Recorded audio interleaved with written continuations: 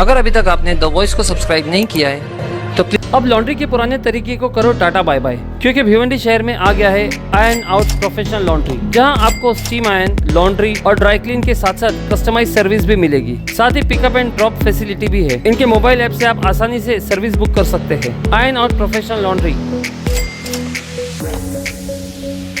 Eight Alight petrol pump, Bage Firdaus, Bhiwandi.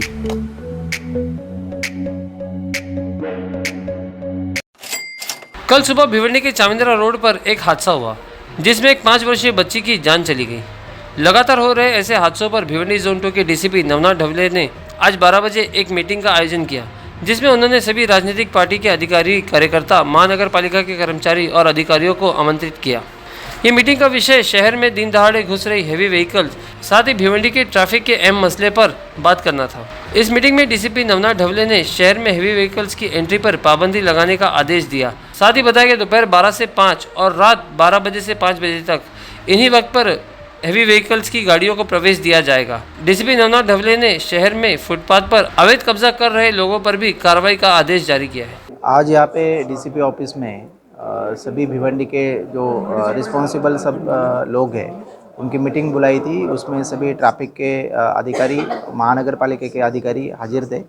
उसमें traffic के बारे में बहुत मुद्दों पे चर्चा हुई है और उसमें अभी तुरंत एक मुद्दा सामने आया है कि यहाँ पे ऐसा ध्यान में आ रहा है कि भिवंडी में बहुत से जो टू व्हीलर है वो ट्रिपल सीट है, रैश ड्राइविंग के हैं, उनके ऊपर सख्त से सख्त कार्रवाई आगे से ट्रैफिक विभाग करेगा। उनको लोकल जो पुलिस स्टेशन है उनकी भी मदद दी जाएगी।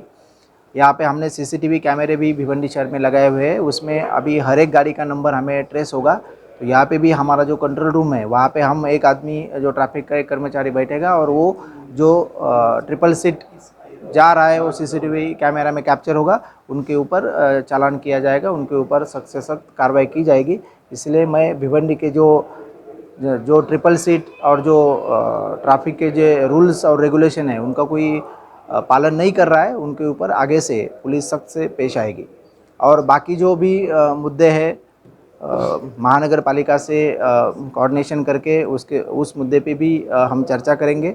और आगे जो यहाँ का जो भिवंडी शहर का जो ट्रैफिक का जो कई प्लान है उसके बारे में हम ट्रैफिक के जो पुलिस है उनको बोला है कि वो महानगर पालिका को नोटिफिकेशन जो है अपना प्लान ऑफ एक्शन देगी और उससे चर्चा करके वो प्लान फाइनल किया जाएगा, ताकि आगे से जो भिवंडी में जो इश्यूज है, में नो पार्किंग नहीं है, हॉकर जोन नहीं है या जो वन वे है, टू वे है, इस बारे में कोई भी प्लान यहाँ पे नहीं है। तो वो सब प्लानिंग करने के लिए महानगर पालिका के आयुक्त साहब से हम कोऑर्डिनेशन करके फिर से एक मीटिंग बुलाएंगे और उससे सभी वो प्लान उनको देने के बाद वो सैंक्शन करेंगे। सर, जो बड़ी बड़ी गाड़ियाँ शहर के अंदर जो दाखिल हो रही है बेवक्त, तो उनके लिए क्या प्लान किया जाएगा? नहीं, अभी वो जो नोटिफिकेशन है वो दोपहर को 12 to 5 बजे तक उसमें हेवी व्हीकल अलाउड है और रात को 11 बजे से सुबह 5 बजे तक हेवी व्हीकल अलाउड है।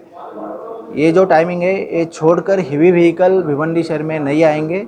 उसके लिए भी ट्रैफिक पुलिस के जो अधिकारी यहाँ पे एसीपी साहब और पीआई ट्रैफिक यहाँ पे उपस्थित है, उनको भी हमने सूचना दी है।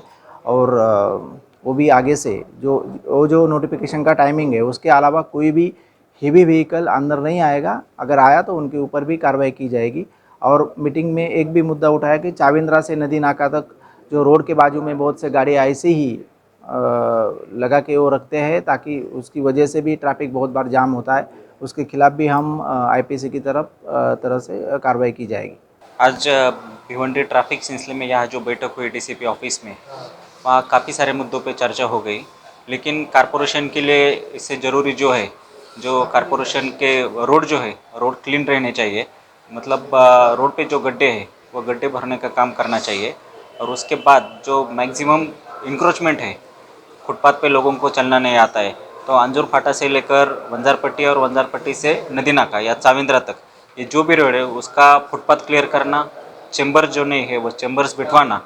और हालांकि एक बार काम हो जाता है फिर भी बाद में उसके ऊपर फिर से वो वही दिखाई पड़ता है, हॉकर जैसे फिर से आते हैं। तो उसके लिए एक मोबाइल स्क्वाड रखेंगे और उसके बाद की कार्रवाई अच्छी सी की जाएगी। इसके लिए कारपोरेशन ख्याल रखेगी।